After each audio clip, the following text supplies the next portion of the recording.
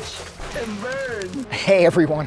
So tonight I want to talk about Roberta Findlay's 1985 film Tenement, or Game of Survival, depending on who you talk to, because at the start of the movie the title that's printed there is Game of Survival.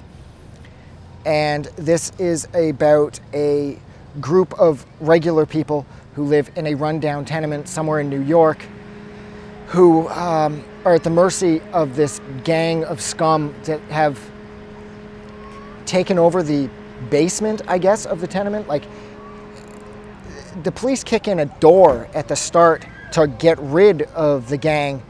So maybe it's an apartment, but at the same time, it looks sort of like a furnace room slash boiler room, I guess. But there is a door, because the police definitely kick that in when they get rid of them at the start.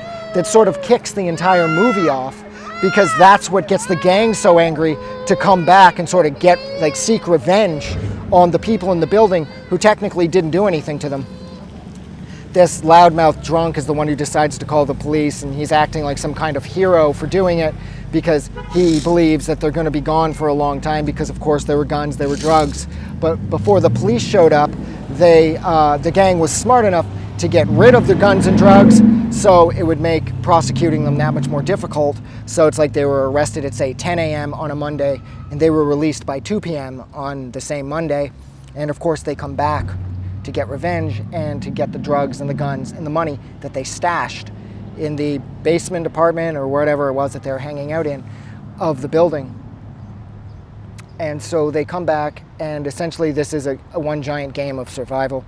It's the sensible, normal, somewhat completely unprepared residents of the building versus this really violent, rapey gang of psychopaths. And at first, this movie sort of has all of the makings of like a B movie that you could argue would be completely forgettable, other than the fact that Paul Calderon's in this. He is, acting-wise, Paul Calderon is the absolute saving grace of this film. Now, Paul Calderon, if you don't know, he's been in everything from, I'm pretty sure he's still on TV from time to time now, but he was in Miami Vice, he was in King of New York, he was in this. He's been in so many movies and TV shows throughout the course of my life. So acting-wise, Paul Calderon is why you're here, but without him, this movie would be a complete write-off, you would think. But this movie actually has a lot more going on under the hood than you would give it credit for. The acting is rough, of course, but the violence is real. When they rape that one woman, they end up shoving a broomstick up her at the end. I didn't see that coming. That was completely appalling. She does get a bit of revenge. She stabs one of them in the eye with an open pair of scissors.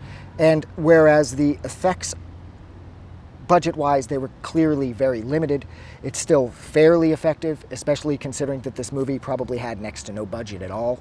It looks pretty good, and I liked the violence overall. I liked how the gang kept taking their time and how they were slowly working their way up through the building because they just assumed that they were going to win.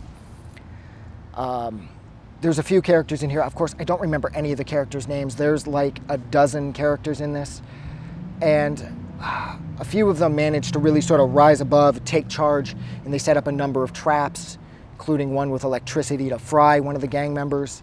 And there's that real sense of cat and mouse at play here. Like, I believed the hunt, and I believed the tenement's residents, like the decent people in there. I believed their fear. In the one scene where the girl's mom tries to climb down out of the window using rope, and then the chick from the gang cuts the rope and they just watch her fall and splat on the ground. You would think this would be kind of like tongue-in-cheek and sort of dumb, but this movie has more weight. This movie has more to offer than just something simple than just like sex and violence. I think that's probably why this movie was made. It was made right at the tail end of the 70s through early 1980s like exploitation films, where there was a lot of things like rape and a lot of gratuitous violence. And this movie certainly doesn't miss out on any of that. But it's like I said, I really believed that cat and mouse element. Like, I believed that these people were fighting for their lives while this movie played out. And there's a few chances where, you know, someone's coming up to the building and they might be able to get help, but of course it's thwarted by the gang, and you think, oh, here comes somebody, they're going to be able to sort it out, maybe they'll be able to get to a phone and call the police, but that doesn't happen. And in the end, if I'm not mistaken, I believe 4 of them make it. 4 of the residents of the tenement make it out. 2 are on the roof, and there's 2, maybe 3 down who make it out through the front door after the gang's dead. And it's a cool way to end. It's raining, and there's a big battle on the rooftop.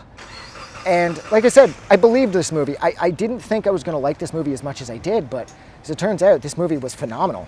So I think I will leave it there. So thank you so much for hanging out with me for a little over 5.5 minutes while I discussed Roberta Findlay's 1985 offering, Tenement, or Game of Survival, depending. If you liked this review, like always, don't forget to do something nice for somebody. I'm going to go.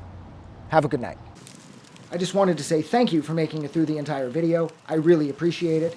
And I'm going to remind everyone one more time, even though I've probably already done this in the video that you just watched, to please click the like button as well as the subscribe button because it helps this channel grow. And thank you for hitting like and subscribe, and we will see you guys really soon.